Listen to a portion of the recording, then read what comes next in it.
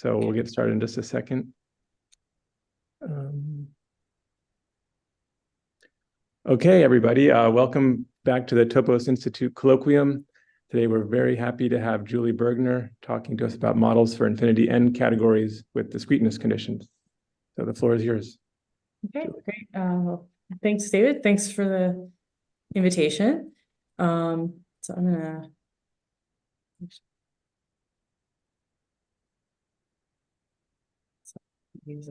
get my document camera adjusted here. Okay, there we go. Yeah, so again, feel free to ask questions along the way. I can't really see the chat very well, so but David had said he'll watch the chat, but feel free to just speak up if you have any questions. So let me start. I don't know most of the people in the audience, and so I assume they're people of various backgrounds. So I want to familiarity with categories, presumably, but so I want to just start by just kind of recalling, what's the heuristic idea of infinity n categories. So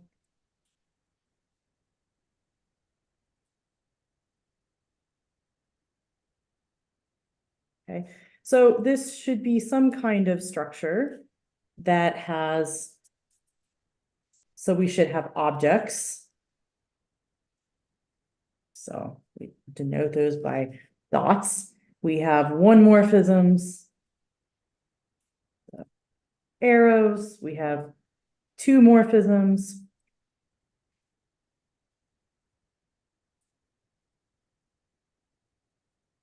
So morphisms between morphisms. And then, well, whatever this n is, we keep going and we have n morphisms. And then, so that's the n. And then the infinity says that we keep going. So we have n plus 1 morphisms. But these are invertible. And this might be in some kind of weak sense. And then we have n plus 2 morphisms and so on. So we have arbitrarily high dimensional morphisms.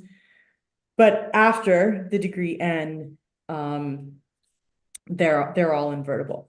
So another way to think about this is that, so we have, well, if they're small, so then we have sets of objects, one morphisms, and so on, up through n minus 1 morphisms.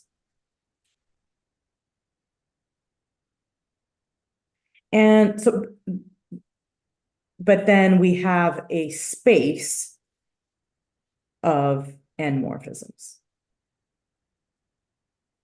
So things are discrete through level n minus 1, and then we have a space. So just a quick example, where might we run into this kind of a structure in nature, at least mathematical nature? So a common example of these are cobordism infinity n categories. There are different ways to formulate this. I'm not going to get into the technicalities, but the objects are zero-dimensional manifolds. So these would just be collections of points. Then the one morphisms are one-dimensional cobordisms between those points. So say I have 3 points over here and 1 point over here. This would be an example of a cobordism from the 3 points to the 1 point. And then two morphisms would then be, well, cobordisms between the cobordisms. So two-dimensional cobordisms. So I could say, let me just draw the same cobordism that I had before. And maybe I have just boring cobordism from 1 point to itself. And then I can sort of, it's a little tricky to draw here. So maybe I have this sort of capped off here, and then I have this joined up here, this joined up here. So the cobordism would be sort of this sheet from this line to this line, and then you kind of have this little cupped off piece there. And then, so you keep going, you have cobordisms between the cobordisms. You know, these are manifolds with boundary, these are manifolds with corners. And so we keep going, we get to n-morphisms. These are going to be some kind of n-dimensional cobordisms. And then when we get to n+1 morphisms, then these would be diffeomorphisms, assuming we're working with everything smooth here. And then for n+2, then we'll have isotopies between diffeomorphisms. And then we have isotopies between isotopies and so on. And so what these are used in the definition of extended topological quantum field theories. So just as a motivation for why somebody might care about this kind of structure. Okay, but everything I've said, I mean, certainly this example, but even, I mean, I was just giving a heuristic idea, and there's a question of, well, how do we give a precise definition? How do we encode this kind of structure as a very precise mathematical object that we can work with? So how do we give precise definitions? But there might be multiple ways to do it. So we have to just call these models.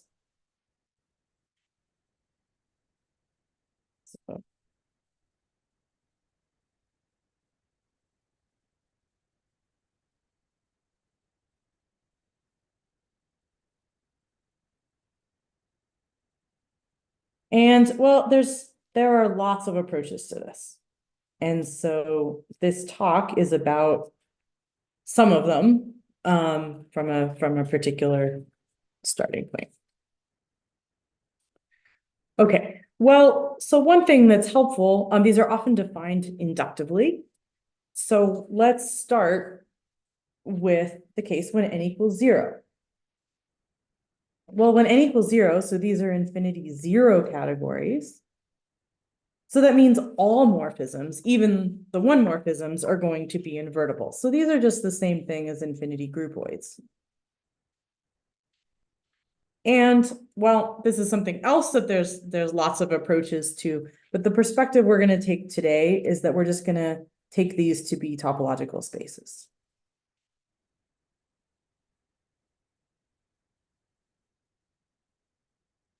And this is a sensible thing to do because we can take the objects are just the points of the topological space. The one morphisms are the paths between points. And notice that these are, they're weakly invertible. You go along a path, then you can just reverse the path in the other direction, and that's homotopic to just staying in one place. It's not equal, that's the weakly part, but it's homotopic to just not doing anything. And then the two morphisms are homotopies of paths. And then the three morphisms are homotopies between the homotopies. And so on. So we just keep iterating homotopies between the different levels of homotopies. Okay. You know, there's different approaches to this. There are other people that like to define infinity groupoids in some other way, but then try to show that they're essentially equivalent to spaces. But like I said, we're just going to take this as our definition. Okay, so then I said that we wanted to do this inductively. So we want this following general principle. Well, so for general infinity n categories, and that is that they should be perhaps in some weak sense, they should be categories enriched in infinity n minus 1 categories. So we want objects, and then we want infinity n minus 1 categories of morphisms. So this is very analogous, just in sort of regular n category theory, an n category should be a category enriched in n minus 1 categories. So this is just the infinity n version of that. And so, yeah, so let me just write some of that. So this should be a structure with objects plus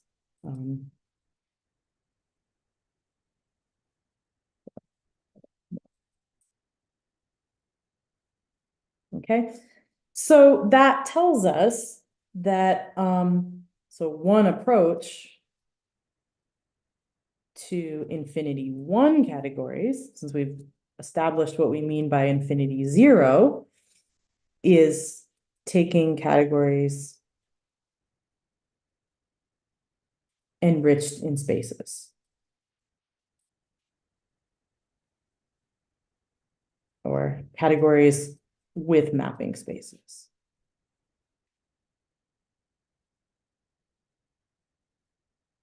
Okay, so just as an example of, if you're not as familiar with categories enriched in spaces, one example is just the category of topological spaces itself.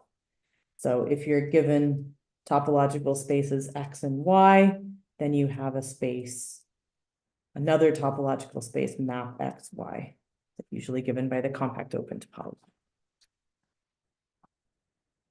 Okay. But where we're going, it's actually going to be more convenient to work instead with simplicial sets.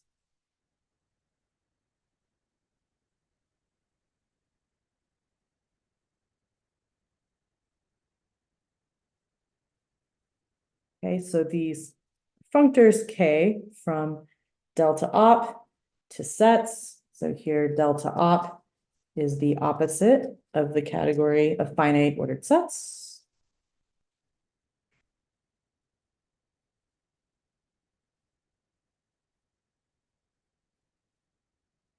And so this looks like a diagram like this.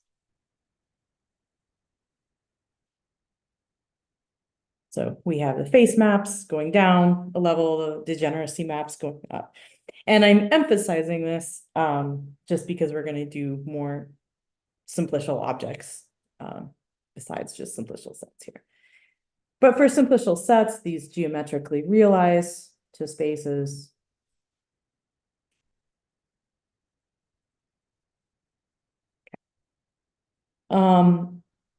And so, yeah, so our first way to think about infinity 1 categories is we can just take categories enriched in spaces, or we can do categories enriched in simplicial sets. And I said they geometrically realize. This ends up being an equivalence of homotopy theories. And so it's just perfectly good to, from a homotopy theoretic point of view, to replace one with the other.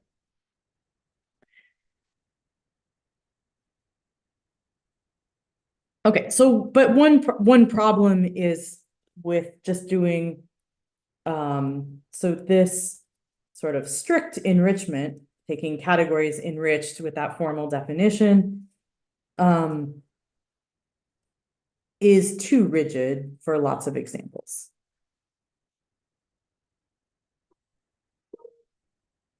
In that, for example, you don't want composition necessarily to be defined strictly. You want it to be defined maybe up to homotopy, or you want associativity to only hold up to homotopy. So we want some other ways to think about this. And so some of the other ways, which there are many, but other ways to approach or model infinity 1 categories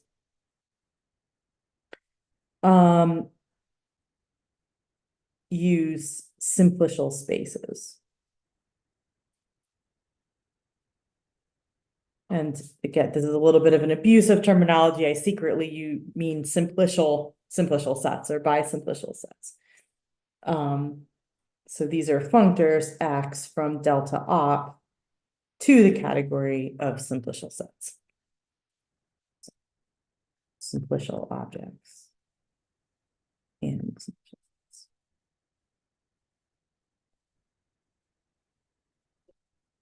All right, so the first thing we're going to require, so just having a functor like this, we have no notion of any kind of composition. So the first thing we're going to do is define Segal spaces, which give us a way to encode some kind of composition. So a Segal space is a simplicial space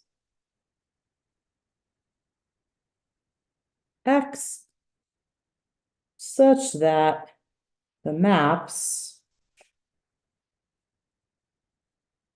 so I have xn on the one hand, and then I have this iterated pullback of n copies of x1 along x0, and these I want them all to be weak equivalences. And here by weak equivalences, I just mean isomorphism. Well, they geometrically realize to weak homotopy equivalences. So they're isomorphisms on homotopy groups. For all n at least 2. So let me say a little bit more about this. Why is this doing the kind of thing that we want?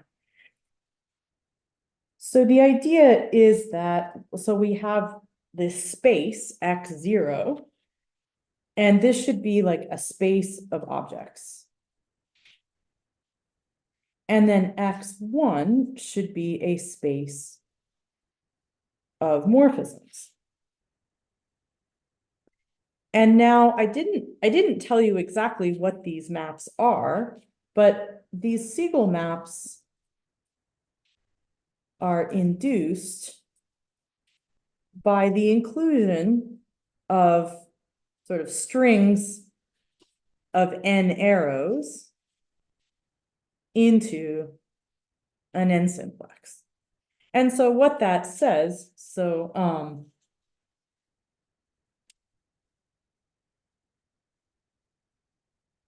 this is effectively saying, so the Segal condition that these maps be weak equivalences, that any string of this form has a unique composite. And while unique here, does mean unique up to homotopy, not on the nose. So up to, say, contractible space of choices or something. So just as a little bit more concrete example. So when n equals 2, we have, so it's called, sometimes called the spine. So the spine is just these 2 arrows, and then we're including that into a 2 simplex. And so this is saying, well, if at least up to homotopy, if this thing uniquely determines this, well, that's like having a composite for these 2 arrows. We can fill in the other side of the triangle. And then a little more formal way to write this, I mean, what is a composition? A composition should be, I should take, 2 arrows that agree. I mean, I'm thinking of having them agree along, the target of the first is the source of the second. And I want to output another arrow, a composite arrow. But we don't have a map from here to here in a Segal space. Well, in any simplicial space, we have 2 maps here. So this is, in simplicial notation, this is D0, D2. And this is D1. So this is picking out sort of this arrow and this arrow. Well, this is the 2 simplex. D0 is picking out this arrow, D2 is picking out this arrow, D1 is picking out this one here. But if we're in a Segal space, then this map we've assumed is a weak equivalence. And if we put some nice, say, vibrancy assumptions on X, then there's actually, a lift. This actually has a section you can go back. And so up to homotopy, at least, sort of you have a map going back and then you compose that with D1. And then so that gives you a composition. It's not completely uniquely defined, but it's unique up to some like contractible spacing choices. Okay. But we were trying to have models for infinity one category. So what is the difference between a Segal space that we've just defined and a category enriched in spaces?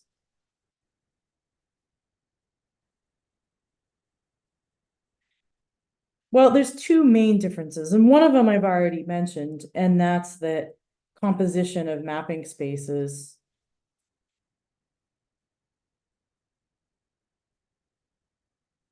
only defined up to homotopy. But it makes it a little trickier to work with, but that's actually an advantage because this is exactly what we didn't have for things like the cobordism category example. So that can fit into a Segal space framework rather than a strict enrichment framework. But then the other thing that we have here that we need to address is that X0, so this is a whole space of objects. In an enriched category, we didn't want a space of objects. We wanted discrete objects and then mapping spaces. So it's a space, not a set. Okay. So there's a couple of ways to take care of this. So the quick fix to this is just say, well, great, let's just ask that X0 be a discrete space. We just won't allow it to be something else. And this is what's called the Segal category.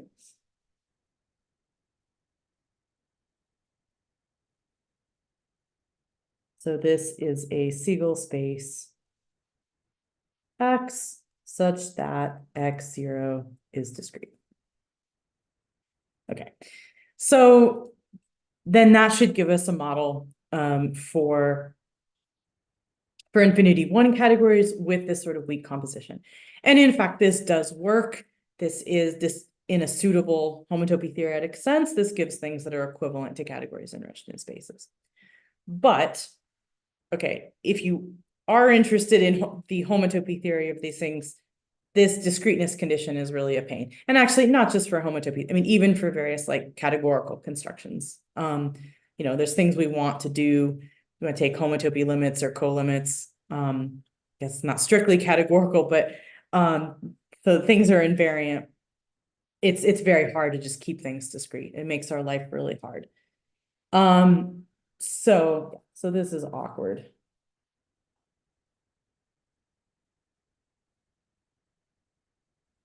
So if we're doing homotopy theoretic constructions. Okay, so the alternative we have is due to Charles Rezk. And we say, well, let's look at a special subspace of X1, X of HEQ. So this is the subspace of homotopy equivalences.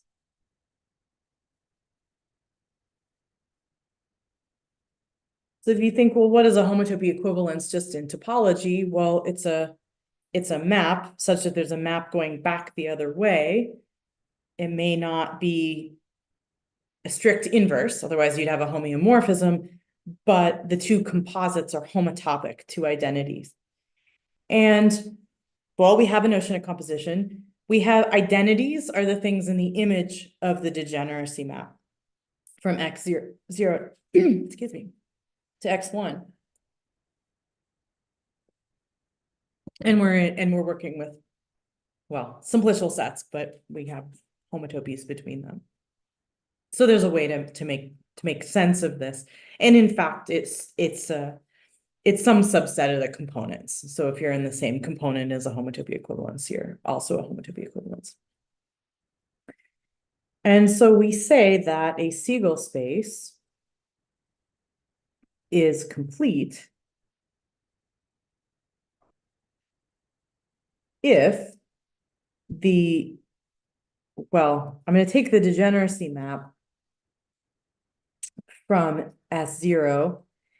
And the image of this map, I mean, technically it lands in X1, but the image of this map is actually in the homotopy equivalences. Again, what is the degeneracy map doing heuristically? It's taking an object to its identity map. An identity map had better be a homotopy equivalence. Otherwise, we have a very weird definition of homotopy equivalence. And so we say if this map is a weak equivalence. So there's an equivalence between the space of objects and the space of homotopy equivalences. So that tells us that we still have a space of objects. We're not restricting what X0 can be. But it's already sort of encoded in the space of morphisms. So no extra data. The space of objects isn't telling us anything we didn't already have. And so we think of just the zero simplices as the set of objects. Which, I mean, we often do that actually for Segal spaces. Just think of X00 as the set of objects.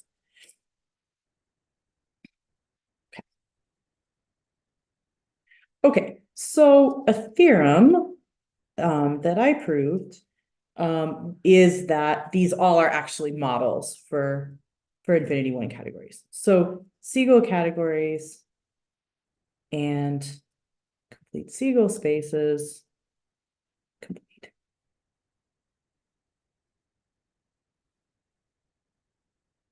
So these are equivalent models for infinity one categories. They're also equivalent to categories enriched in spaces, which was actually already mentioned.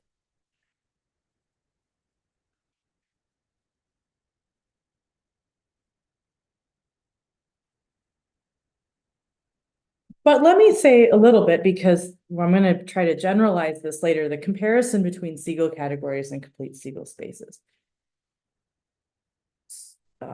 So what we have on the one hand, Segal categories. So these are functors from delta op to simplicial sets. And we ask that X0 be discrete. On the other hand, we have functors from delta op to simplicial sets with no restrictions on X0. And there's an inclusion here. Just include the things that have X0 discrete. Well, that functor has a right adjoint that we can call discretization.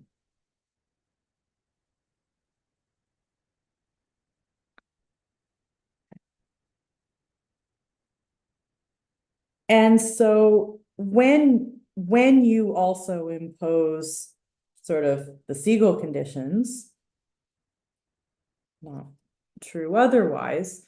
So secretly, I'm doing some kind of model category argument. The fibrant objects here, Segal categories, the fibrant objects here are Segal and complete.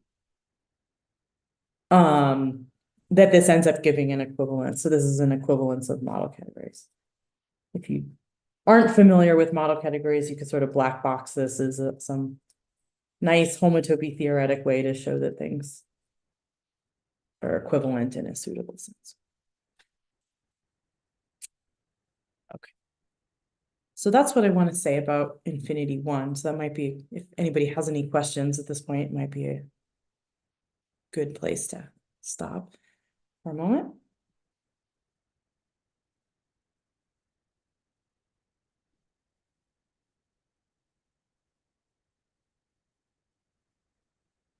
All right, so the next question then is, well, what about higher infinity n categories? How do we keep going?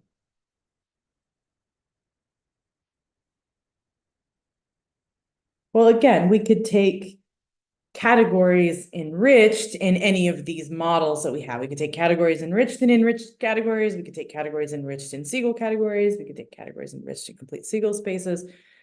But we're going to run into this same problem that's a strict enrichment. It's a little bit too rigid. So, we'd like something that's sort of flexible all the way up. We want to encode some kind of this weak enrichment all the way up. Now, just for concreteness, I'm going to mainly talk about n equals 2, but the things I'm going to talk about can be generalized. So one approach, and again, there are many possible. So one approach takes collections of spaces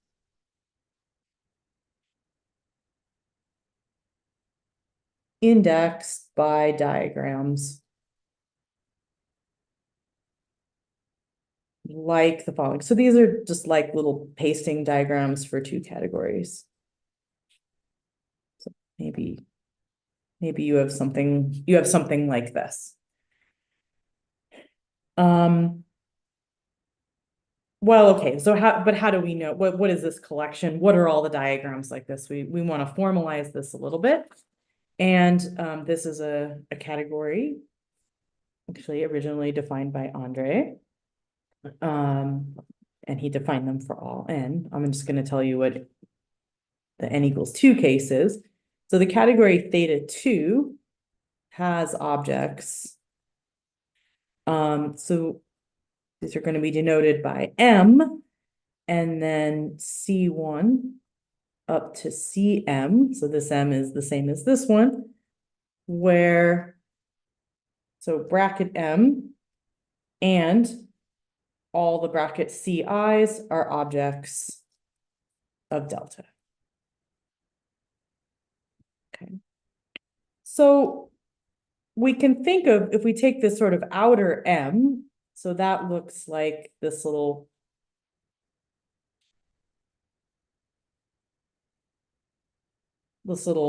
picture here, just a string of m composable morphisms, and then we think of these CIs as just being little labels. So C1, C2, and so forth up to Cm.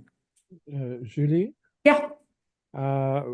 Just to help people, could you just write down, you draw the picture of one of these cells? Yes.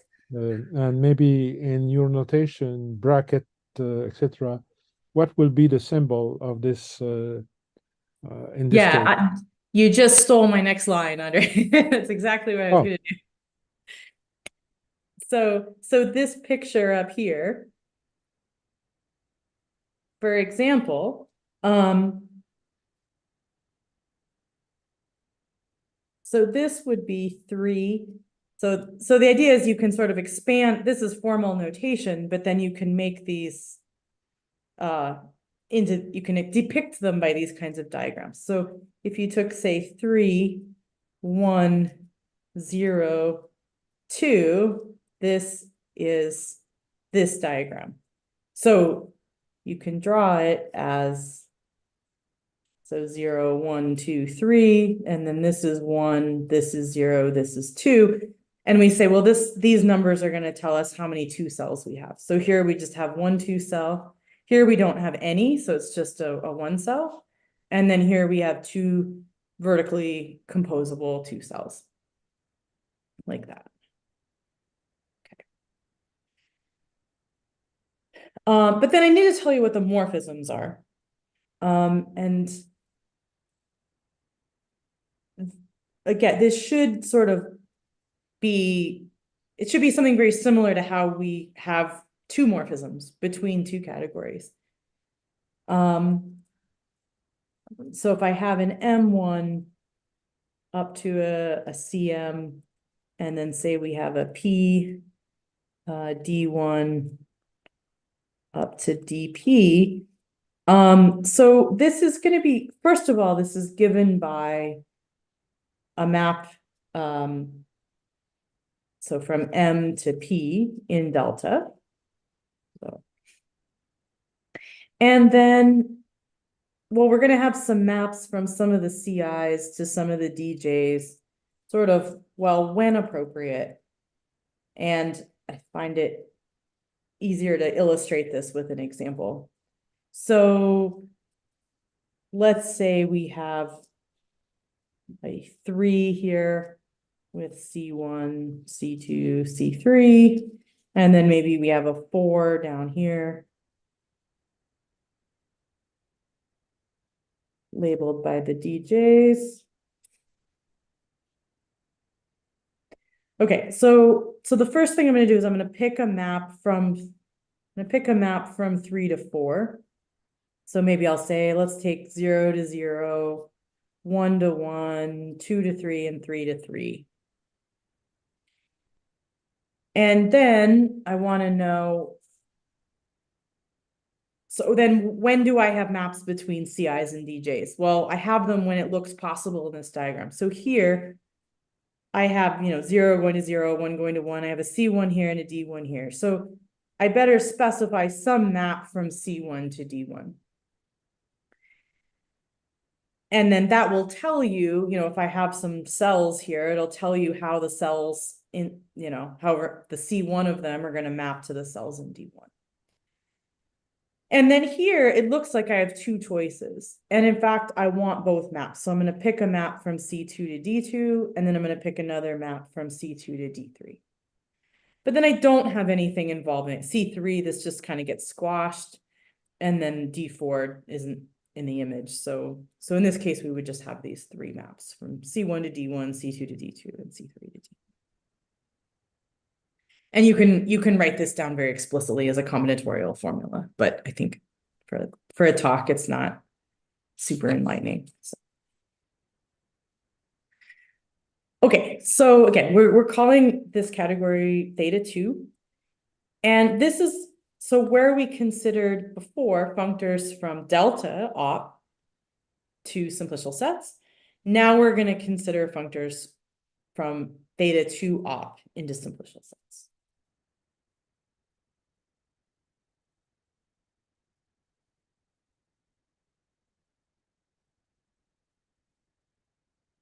And we want the analog of being a Segal space.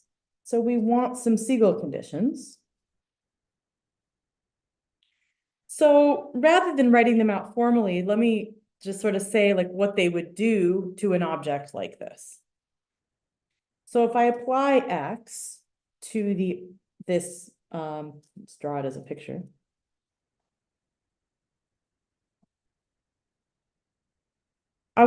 The first thing I want to do, there's going to be 2 levels of Segal conditions reflecting that this should be like an infinity 2 category.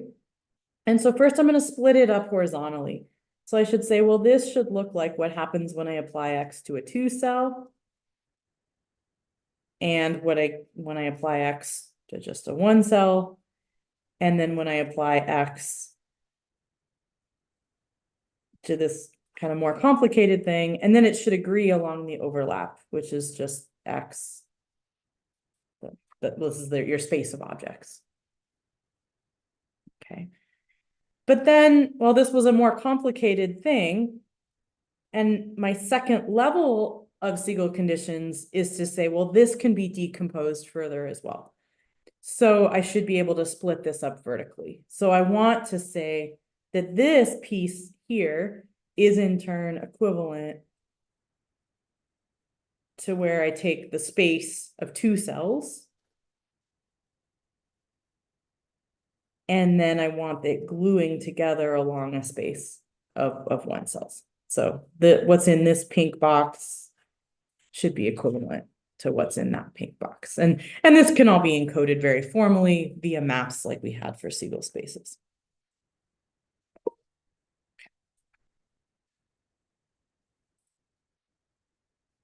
All right. So these were also originally defined by Charles Rezk, and he said, well, we actually, sorry. So let me specify, be a little more precise about this first before I go on to the next thing. So we'll call a theta2 Segal space. So this is a functor X from theta2 up to simplicial sets, satisfying these two sort of levels of Segal conditions.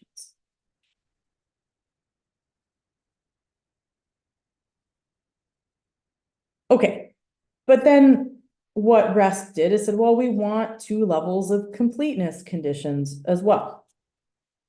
So in the case of complete Segal spaces, we had, I'm gonna do this schematically like I've been doing here. So we had a space of objects, and this was supposed to be equivalent to a space of morphisms that are of one morphisms that are homotopy equivalences. And we want that again. So we still want this condition.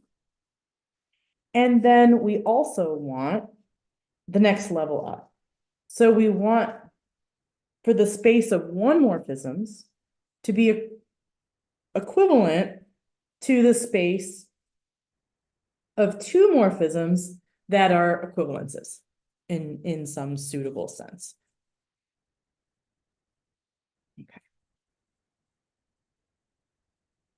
And so Charles had proposed this, and then a theorem that we both proved in joint work is that theta2 complete Segal spaces are equivalent, again, via some well, it's a zigzag of equivalent equivalences of model categories. But so they're equivalent as homotopy theories to categories enriched in complete Segal spaces. And so in particular, they are models for infinity 2 categories. If we enrich in some model of infinity 1 categories, that should be a model of infinity 2. Okay, and again, just, our theorem was actually for general n, so we can generalize to higher, theta n, and this results still holds. Okay, but I promised to talk about discreteness, so in my last few minutes, Rezk defined complete Segal spaces and then went on and defined these higher versions. But sort of it begs the question, like, well, we also had Segal categories. They kind of match our intuition better. We just ask for certain things to be discrete. So, but what about using discreteness in this theta2 setting instead? Okay, so we will define, a theta2 Segal category is a functor X from theta2 up to simplicial sets. So, well, first of all, this is going to be a theta2 Segal space. And the spaces,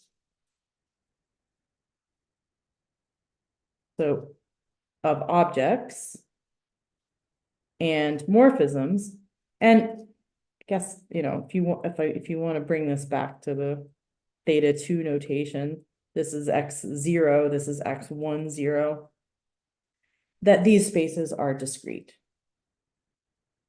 So this matches our intuition from the beginning. We have discrete objects, discrete one morphisms, and then we'll have spaces of two morphisms after that.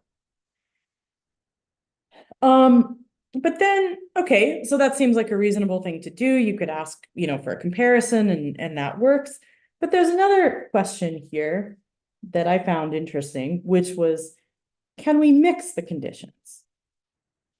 So if we have either two completeness conditions or two discreteness conditions, can we mix them and take one of each?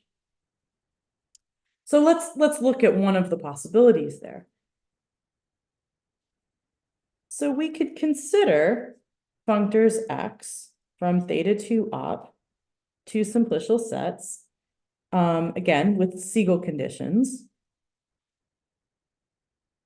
So it's a theta 2 Segal space. And then we're going to ask that it have discrete objects. But then we'll have completeness on the next level up. So we'll have that the space of one morphisms is equivalent to a space of two morphisms. That doesn't show up here, that are equivalences. Okay, so then, and this is actually the comparison between the theta 2 Segal categories and the theta 2 spaces actually factors through this model. So there are equivalences.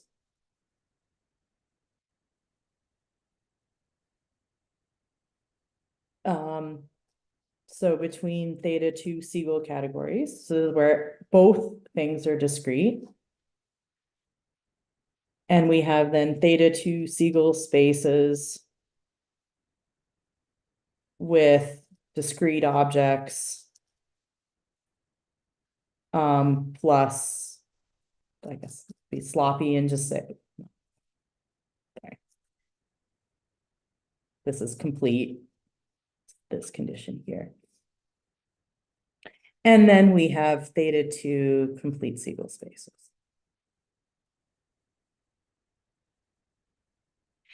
And then we have these equivalences. So again, we have inclusions.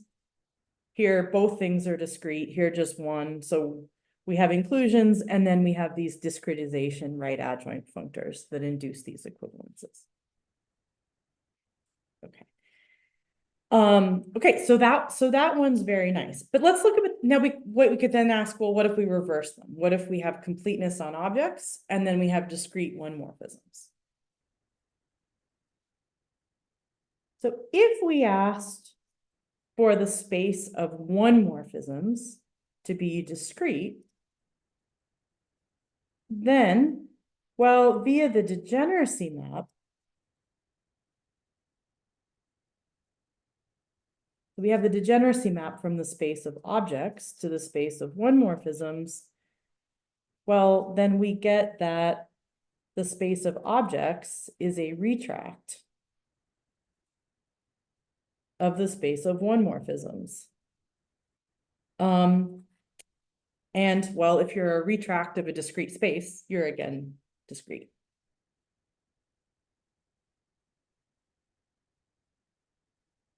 So that means if we make this space discrete, it's going to force this one to be as well. So we just recover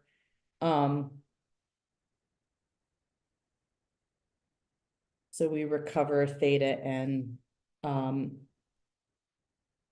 categories.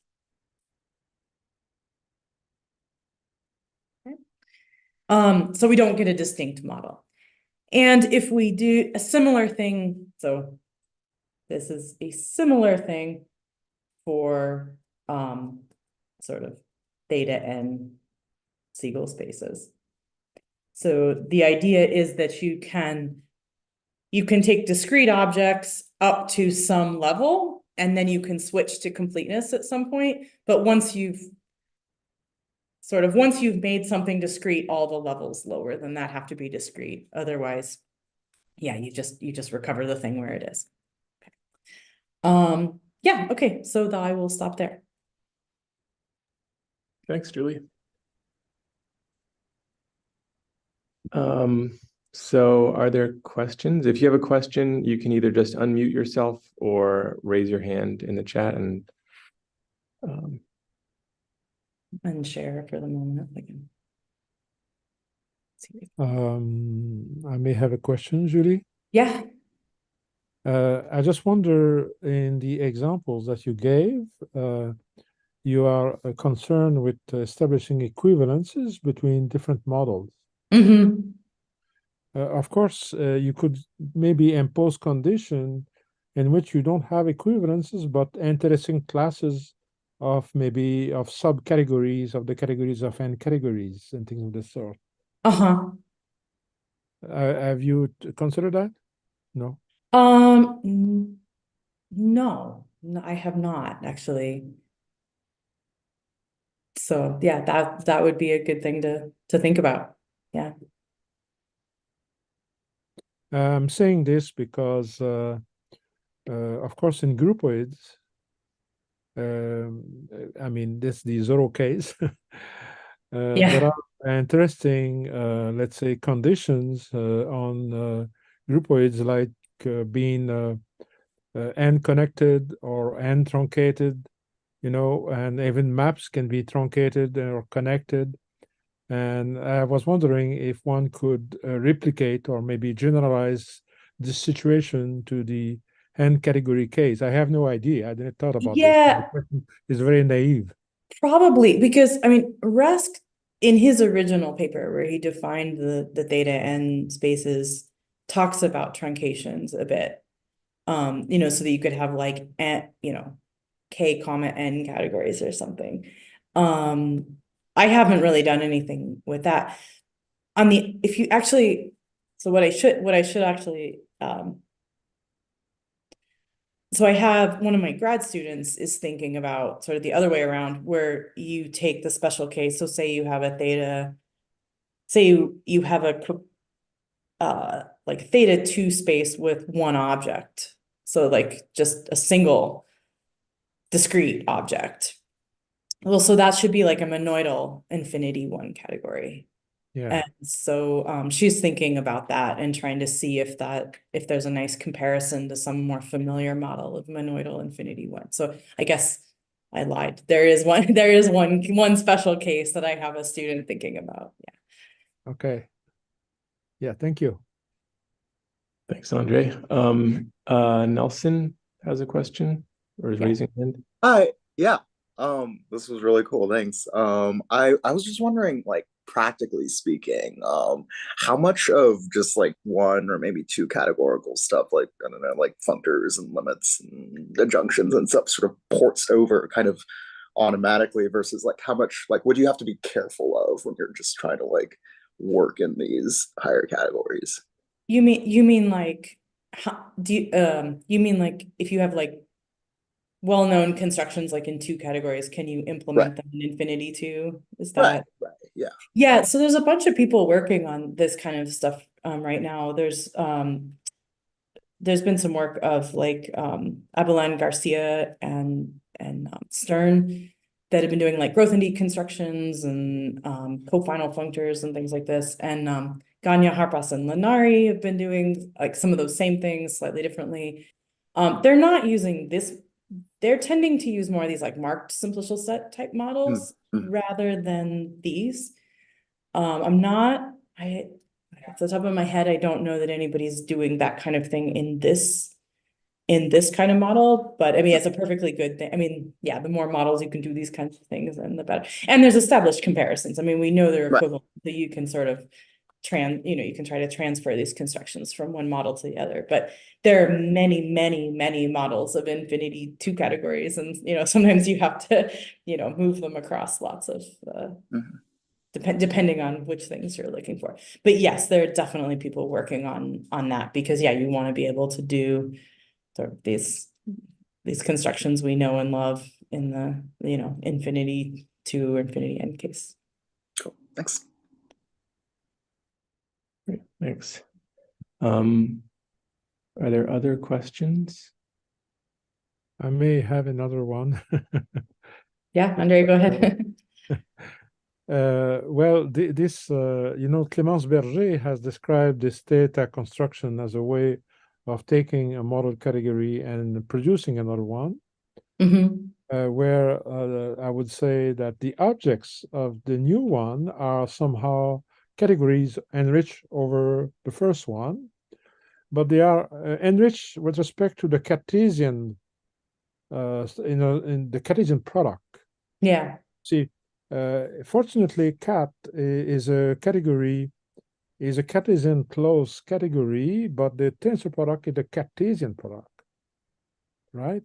And so if you want to talk about two cat, you're using the Cartesian product of categories, but I would just wonder if one could do the same thing, starting with some enrich, I would say, some symmetric monoidal category V.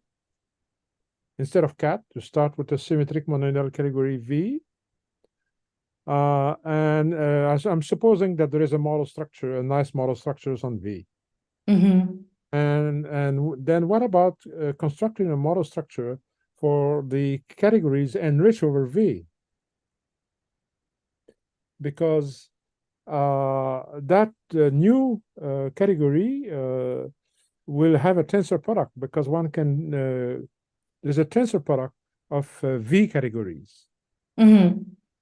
And so it will be in a symmetric monoidal category again. Right. And then you could iterate and have a kind of enriched versions of the theta construction. And that could be interesting. I don't know. I didn't thought about this that much, but it's a question. Yeah, I have not, I haven't thought as much about, yeah, I don't have a good answer to that. I mean, I think it's very likely people have thought about that, but I'm not one of them. Yeah, maybe some people it's a are good thinking about question that. if we would want such a thing. Yeah. Yeah. If I may cut in, that Yeah, sounds like please. this iterated weak enrichment that I don't know, Alex Simpson has written about, I think, and I don't know, various other people. I don't know if that rings a bell. Okay. Because that uses, that sounds related to what Andre was just saying. Just a different way of stating the same thing, maybe, actually.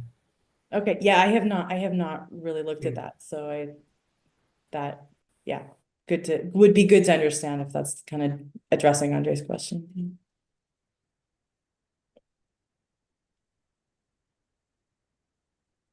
Can you say, kind of following on Nelson's question, can you say something about like the different advantages in terms of taking limits or constructing examples of if you have complete Segal, if you have Segal categories or two categories or spaces, complete Segal spaces, what are the advantages in terms of taking limits or constructing examples or various things of both equivalent versions?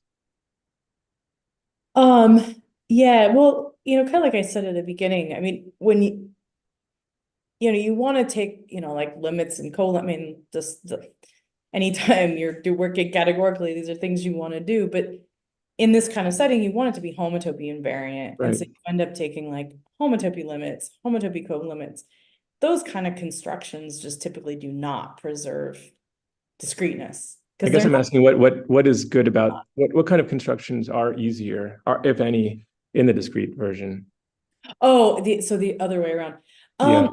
I mean, the Segal categories were actually one of the earliest models that were defined.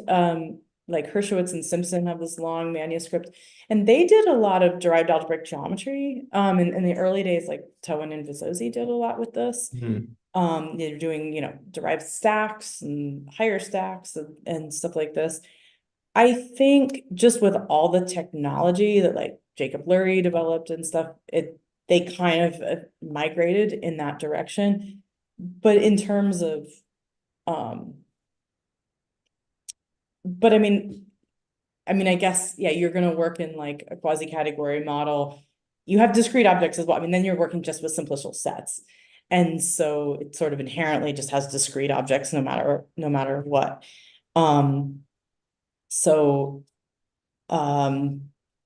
Yeah, so I think a lot of people do find that, yeah, just having discrete objects and not having to do some kind of compensation for it is nice for that. I will say, when I started this project to do this like theta n with discreteness, for me, it was more aesthetic. It was like, well, this is just another thing you could do, and it makes this really pretty picture, that you can do all the different, well, in case you can't do all, you know, it was very interesting. Then it also, you know, some of them don't give you anything new. But then, well, realizing that, again, when my students started thinking about this case of, you know, looking at like monoidal ones, well, yeah, then you really want, I mean, a monoidal infinity one category should really be an infinity two category with one object. Mm-hmm. Okay, maybe it'd work with a contractible object or some space of objects, but like it's really handy for that to just be a single object. And so that seems like a useful place to have this model where you're like, you know, discrete objects, but then maybe you're complete after that. And then you can do the homotopy theoretic stuff on, you know, the interesting part of it, but just have that discrete object and be able to work there. Thank you. Okay, so I think we'll end the main portion here. Sometimes people stick around, but thanks again, Julie. It's very clear. I'm happy to answer more questions if anybody wants to stick around. Okay, let me end the live stream.